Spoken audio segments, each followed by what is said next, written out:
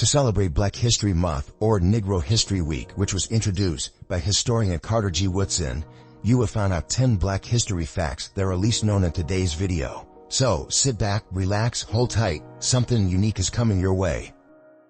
Before there was Rosa Parks, there was Claudette Colvin. Most people, including you, think of Rosa Parks as the first person to refuse to give up their seat on a bus in Montgomery, Alabama. Well, several women came before Rosa Parks, one of whom was Claudette Colvin. It was March 2, 1955, when the 15-year-old schoolgirl refused to move to the back of the bus. This incident happened 9 months before Rosa Parks' stand that launched the Montgomery bus boycott. Claudette had been studying Black leaders like Harriet Tubman in her segregated school. Those conversations had led to a discussion around the current-day Jim Crow laws they were all experiencing. When the bus driver ordered Claudette to get up, she refused. Claudette said, "It felt like Sojourner Truth was on one side pushing me down, and Harriet Tubman was on the other side of me pushing me down. I couldn't get up." Claudette Colvin's stand didn't stop there. She had the will to do something for her people, which got her arrested and thrown in jail. She was one of 4 women who challenged the segregation law in court. It Broder vs. Gale became the court case that successfully overturned the bus segregation laws in both Montgomery and the state of Alabama. Why has Claudette's story been largely forgotten? At the time, the NAACP and other Black organizations thought Rosa Parks made a better icon for the movement than a teenager. As an adult with the right looks, Rosa Parks was also the NAACP secretary, who was both well-known and respected. People would associate her with the middle class, which will also attract support for the cause. But the struggle to end segregation was often fought by young people, more than half of which were women. The courage of Claudette Colvin has become just another story. To pay tribute to a 15-year-old girl's bravery, you can read Claudette Colvin's book, Twice Towards Justice. Martin Luther King Jr. improvised the most iconic part of his I Have a Dream speech. It's normal to improvise speeches on stage, but I Have a Dream sounds impossible, but it's true.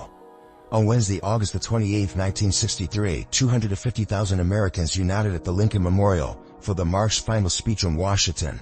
As Martin Luther King Jr. stood at the podium, he eventually pushed his notes aside. The night before the march, Dr. King began working on his speech with a small group of advisors in the Willard Hotel lobby. The original speech was more political and less historic, according to Clarence B. Jones, and it didn't include any references to dreams.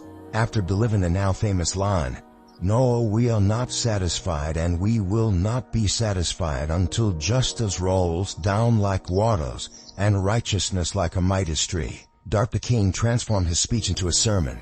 On stage near Dr. King, singer Mahalia Jackson reportedly kept saying, "Tell him about the dream, Martin." And while no one would know if he heard her, it could have likely been the inspiration he needed. Dr. King then continued, "So even though we face difficulties up today and tomorrow, I still have a dream. Yeah, it is a dream deeply rooted in the American dream." And then the famous Baptist preacher preached on, adding repetition and outlining the specifics of his dream. No one from the authorities was ready for this impromptu speech, but somewhere deep down they knew something like this could happen. But even earlier they discussed delivering a speech in the form of a sermon, but nothing was fixed. That day, honesty and emotions ruled the stage and traveled through the crowd. While this spontaneous speech given on a hot August day in 1963 was not considered a universal success immediately, it is now recognized as one of American history's greatest speeches. Inoculation was introduced to America by an enslaved African. Few details are known about the birth of Onesimus, but it is assumed he was born in Africa in the late 17th century before eventually landing in Boston. One of the 1,000 African descendants living in the Massachusetts colony, Onesimus was a gift to the Puritan church minister Cotton Mather's from his congregation in 1706. Onesimus told Mather's about the century-old tradition of inoculation practiced in Africa. By extracting the material from an infected person and scratching it into the skin of an unaffected person, you could deliberately introduce smallpox to the healthy individual, making them immune. He described to Mather's the process of inoculation that had been performed with him and others in his society in Africa, saying people take a juice of smallpox and cut the skin and put in a drop. Considered extremely dangerous at the time, Cotton Mather's convinced Dr. Zabdiel Boyston to experiment with the procedure. When a smallpox epidemic hit Boston in 1721, and over 240 people were inoculated. Opposed politically, religiously, and medically in the United States and abroad, public reaction to the experiment put Mather's and Boston's lives in danger. despite records indicating that only 2% of the patients requesting inoculation died compared to 15% of the people not inoculated who contracted smallpox. Onesimus traditional African practice was used to inoculate American soldiers during the Revolutionary War and introduced the concept of inoculation to the United States. However, an inscription on Boston's tomb incorrectly identified him as the first one to have introduced the practice of inoculation into America. In 2016, medical science came to know about Onesimus' contribution, following which he was placed among the 100 best Bostons of all time by Boston Magazine. And historian Ted Ridmere of Markley Honors College at City University, New York, noted that Onesimus reversed many of the colonists' traditional racial assumptions. He had a lot more knowledge medically than most of the Europeans in Boston at the time. The earliest recorded protest against slavery was by the Quakers in 1688. Quakers, also known as the Society of Friends, have a long history of abolitionism. The initial protests in the 17th century, drafted by Francis Daniel Pastoris, a young German attorney, and 3 other Quakers living in Germantown, Pennsylvania, on behalf of the Germantown meeting of the Religious Society of Friends to raise the issue of slavery with the Quakers meeting which they attended. They saw the slave trade as a grave injustice against their fellow man and used the golden rule to argue against such inhumane treatment. Regardless of skin color, we should do unto others as we will have done unto ourselves. In their protest they stated, "Pray what things in the world can be done worse towards us, that if men shall rob or steal us away and sell us for slaves to strange countries, separating husband from their wife and children." Their protest against slavery and human trafficking was presented at a monthly meeting at Dublin and Philadelphia. The Dublin monthly meeting reviewed the protests and sent it to the quarterly meeting, feeling it was too serious of an issue for their own meeting to decide. The 4 friends continued their efforts and presented it at the Philadelphia yearly meeting, but it wasn't until 88 years later that the Society of Friends officially denounced slavery. Over the centuries, this rare document has been considered lost twice. Most recently, it was rediscovered in 2005 and is now at Hartford College Special Collections. Of the 12.5 million Africans shipped to the New World during the Transatlantic Slave Trade, fewer than 388,000 arrived in the United States. In the late 15th century, seafaring technologies advancements created a new Atlantic that would change the world forever. As ships began connecting West Africa with Europe and the Americas, new fortunes were sought, and native populations were decimated. With the native labor force dwindling and demand for plantation and mining labor growing, the transatlantic slave trade began.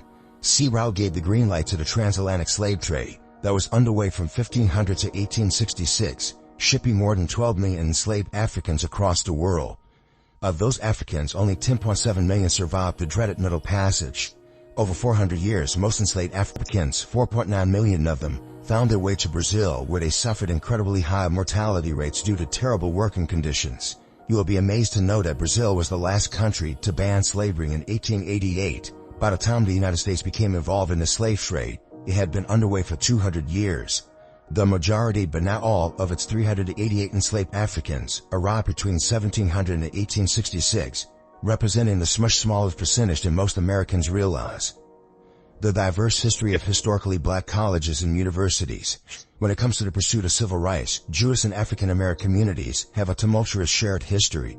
There is a chapter in the shared history that is often overlooked. In the 1930s, when Jewish academics from Germany and Austria were dismissed from their teaching positions, many came to the United States looking for jobs.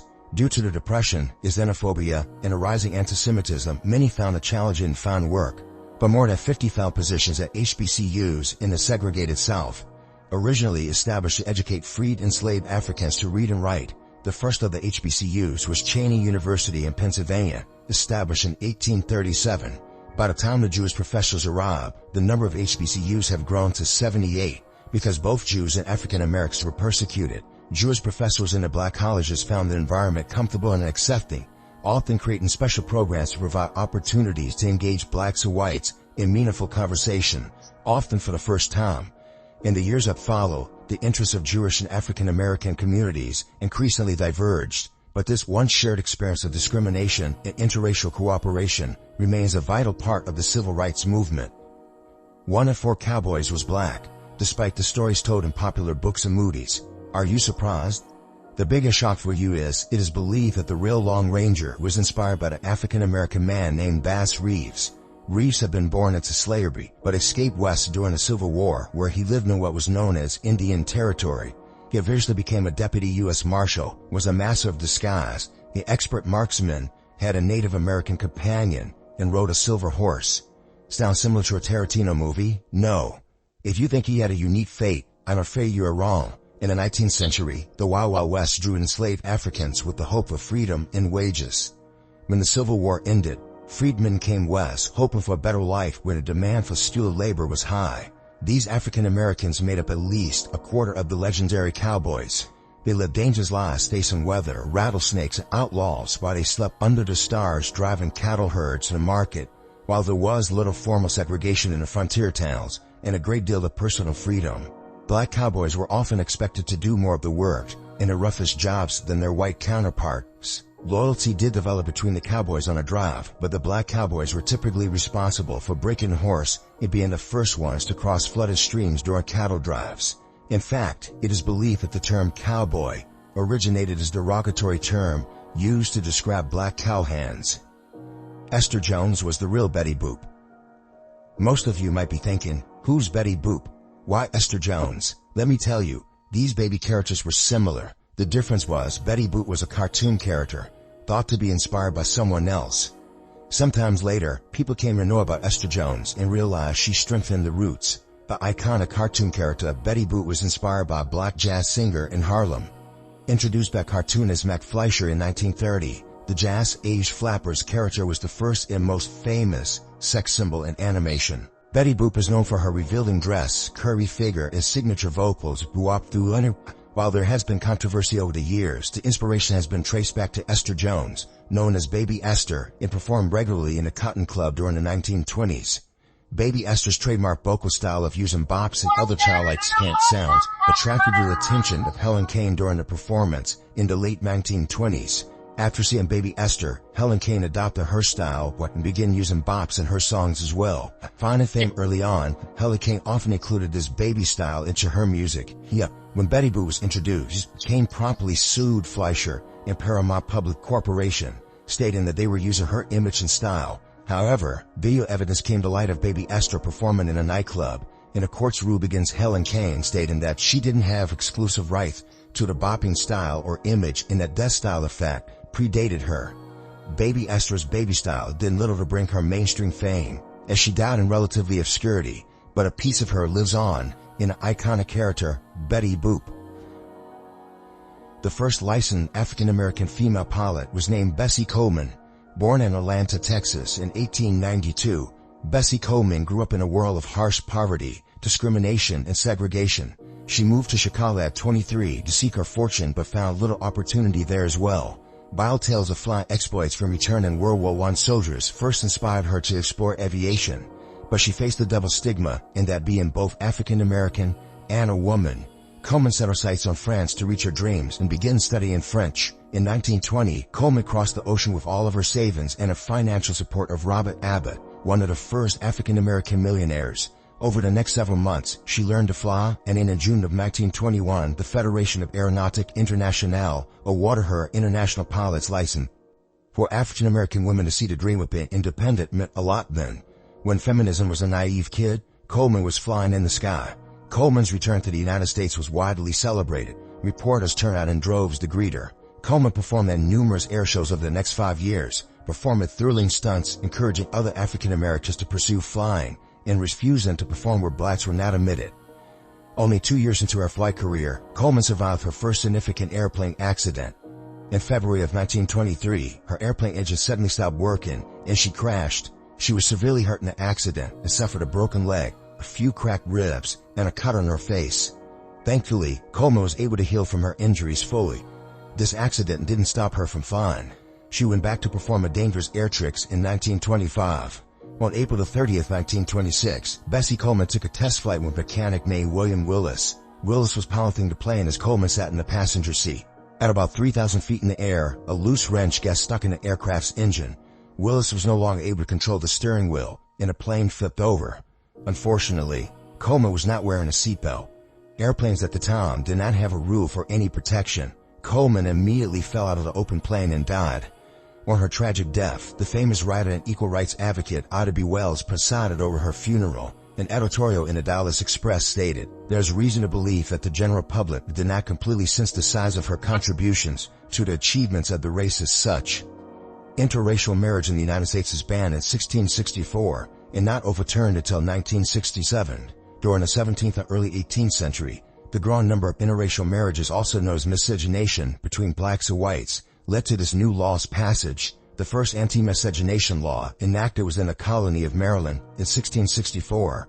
And additional colonies quickly followed suit. These marriages were prohibited, and penalties included the enslavement, exile, or imprisonment of the white perpetrators.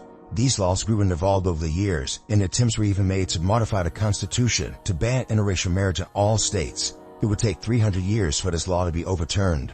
In 1967, Richard Loving, a white man, and Mildred Jeter, a black woman, were married in the District of Columbia. When they returned home to Virginia, they were arrested and convicted of violating the state's anti-miscegenation law. They each faced a year in jail, and their case went to the Supreme Court.